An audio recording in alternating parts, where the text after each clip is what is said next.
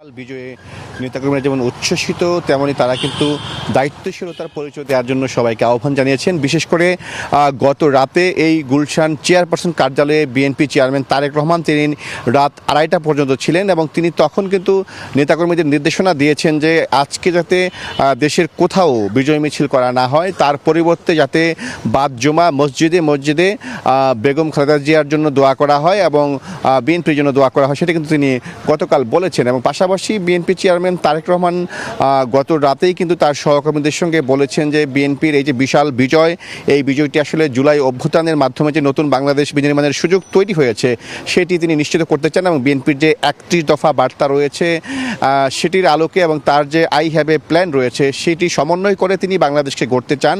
সেজন্য কিন্তু তিনি নেতাকর্মীদেরকে দায়িত্বশীল ভূমিকা পালনের তিনি কিন্তু আহ্বান জানিয়েছেন। এবং বিএনপি চেয়ারম্যান তারেক রহমান দীর্ঘ 35 বছর পর তিনি বাংলাদেশের একজন পুরুষ প্রধানমন্ত্রী হতে যাচ্ছেন।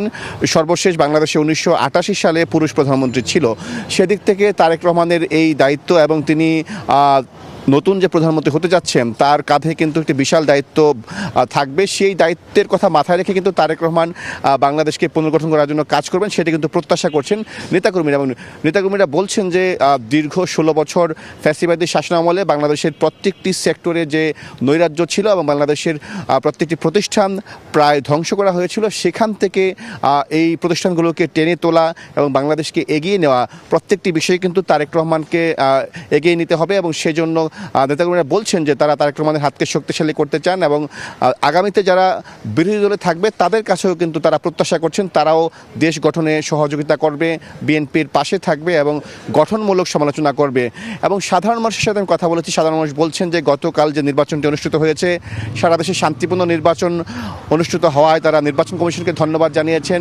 পাশাপাশি তারা বলেছেন যে বাংলাদেশের ইতিহাসে এই প্রথম বড় কোনো সংঘাত সহিংসতা ছাড়া যে নির্বাচন হয়েছে এবং কোনো প্রাণহানি ঘটেনি, সেটি মানুষের জন্যই কল্যাণকর। এবং তারা বলছেন এই যে নির্বাচনের ধারাবাহিকতা সেটি যাতে আগামীতেও বজায় থাকে এবং বাংলাদেশের যে নির্বাচন ব্যবস্থা যেটি নষ্ট হয়ে গিয়েছিল সেই নির্বাচন ব্যবস্থা যাতে আবারও নতুন করে ফিরে আসে এবং বাংলাদেশের নির্বাচন ব্যবস্থা আরও শক্তিশালী হয় এবং মানুষ যাতে তার যে নিজের ভোট প্রয়োগ করার যে স্বাধীনতা সেটা যাতে প্রয়োগ করতে পারে সেই বিষয়টি কিন্তু বিএনপি নেতাকর্মীরা বলছেন।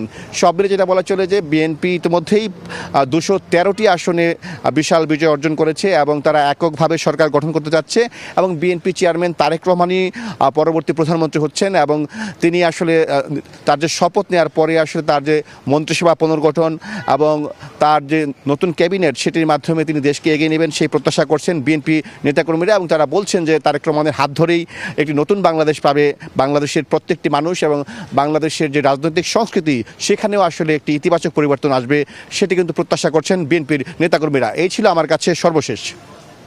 ধন্যবাদ সাইফুল আমাদের সঙ্গে যুক্ত হওয়ার জন্য।